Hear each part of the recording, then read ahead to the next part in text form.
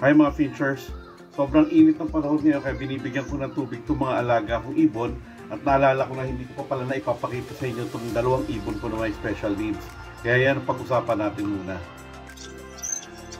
Gusto ko lang ipakita sa inyo itong dalawang finches ko na nakabukod dahil may special needs. Yung una ay yung society finch ko na all white.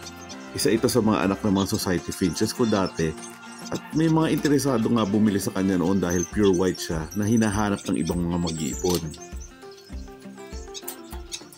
Kaya lang, bata pa lang ay parang may napapansin na akong issue sa kanya kaya hindi ko na lang binenta. Nung medyo bata pa kasi yan, akala ko ay may pagkabisaklat ang kanyang mga legs. Pero later on, napansin ko na wala naman palang problema ang mga paa niya at kaya pala siya alanganing tumayo minsan pag nakadapo ay dahil bulag siya. Di ko nga lang sigurado kung completely blind o may naaninag pa siyang konti. Nakita ko rin kasi na may puti yung parehong gitna ng kanyang mga mata at isa pa, madali siyang hulihin at lumilipad lang kapag naramdaman niya na yung dumikit yung kamay ko. Kapag lumilipad siya ay parang wala rin direksyon, bumabangga-bangga at saka tsumatsamba lang na makadapo sa perch. Madalas pa nga ay bumabagsak siya sa sahig ng kulungan ng bigla at napabukaka. Pero parang nasanay na rin siya sa cage niya, kaya ngayon nakakadapo na siya sa perch after ilang tries. Makikita nyo rin na kapag umiinom at kumakain siya, yuyuko-yuko niya yung ulo niya hanggang makapaa niya na nasa tapat na siya ng inuman o kaya nung kainan. At dahil medyo kabisado niya na yung pwesto ng inuman, kainan at saka yung mga perch sa cage na ito, hindi ko na siya linilipat-lipat.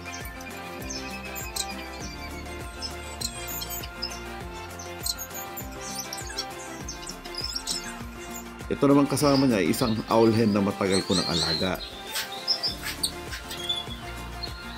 Nabili ko yan noong 2020 pa at mahigit isang taon na siya noon at nakapangitlog na rin siya doon sa pinagbilihan ko.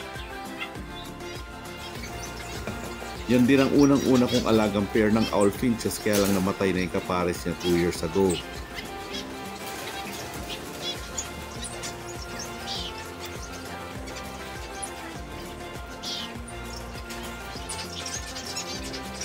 Binigyan ko ng bagong kapares at nakailang inakay pa rin yan. Kaya lang early last year napansin ko na palagi na lang siya nasa baba ng cage. At kahit sinusubukan ko siyang huliin ay tumatalon-talon lang siya palayo. Diyan ko naisip na hindi pala siya makalipad. Akala ko nga napilayan ng pakpak o kaya naman ay may sakit. Pero normal naman ang kilos niya. Ayos yung balahibo sa pakpak, maliksi at saka malakas pa rin kumain. Iniisip ko noon na baka may sakit na nga ito at malapit na mamatay. Sinubukan ko i-research kung ano yung posibleng issue sa kanya pero mukhang hindi naman sa nutrition o problema sa pakpak, kundi arthritis ang problema na common sa mga finches kapag tumatanda na. Sabi ko nga mga nasa 5 years old na siya at mahaba-haba na yung buhay nila considering na mga nasa 5 taon lang ang average life expectancy ng mga ibon na ito.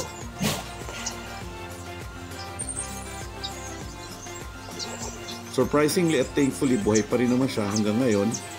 Yun nga lang, mas madalas na nga lang siya ngayon na nagpapahinga sa isang sulok kumpara sa disposition niya last year. Dati nga ilinalagay ko siya sa flight cage kasama yung ibang finches para ma-motivate kahit papano na lumipad o makipaglaro sa ibang mga ibon. Kaya lang parang mas nasa-stress siya kaya minabuti ko lang na ihiwalay siya. At patambay lang sa aking kamay pagka linalabas ko ng kanyang cage.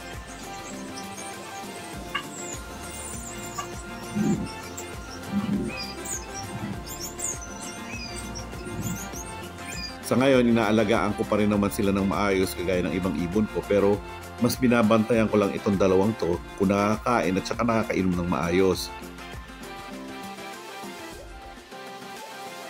Dinalagay ko rin yung water tube nila sa bandang baba ng cage para sigurado maaabot nila yung inuman, lalong-lalo na yung owl.